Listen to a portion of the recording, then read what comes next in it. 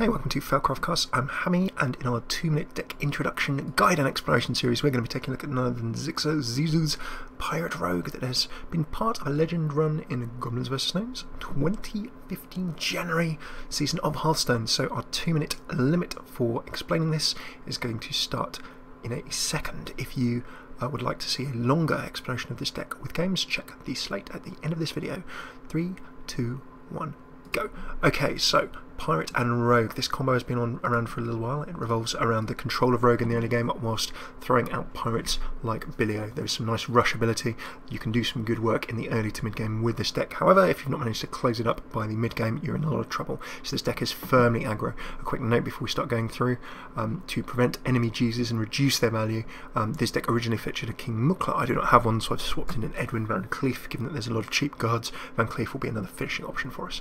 How does Pirate Rogue work? Well, in a meta game, in a ladder state where you're facing a lot of mid to mid late game decks, this is an aggro deck. You are going to be hitting hard, fast and furious in the face. Backstab, you're going to be controlling the table with as much as you can to be removing those nasty little minions. With a Cold Blood, you can buff up for your finishes. You're going to be wanting to jump in with charge, for example, Southsea Deckhands. If you have an equipped weapon for one attack, you then power that up with your deadly poison and then give that 2 attack. The Southsea Deckhand can then swing in for 5. If you then drop a Cold Blood on top of that, it's then 9, and from that you can see your basic finishing combo.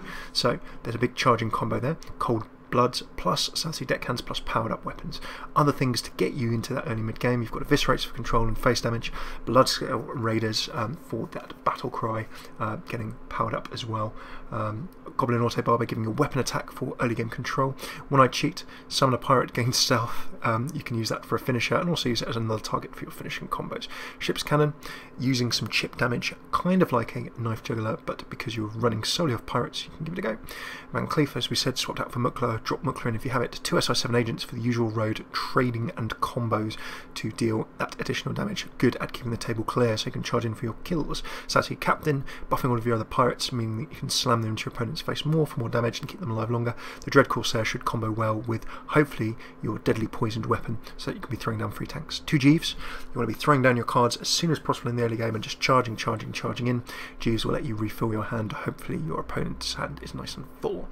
Greenskin, giving a weapon 1/1 as a finisher, and then finally Lothar to slow down your opponent for that 1 additional turn if you need. So that is our 2-minute, very lightning summary of this deck. It's an aggro deck to close out, so your key decisions are going to be when you hit to the face and do damage to the enemy hero against when you trade minions with your opponent on the table to make sure that you don't get walled out or frozen out of doing the damage that will finish them off.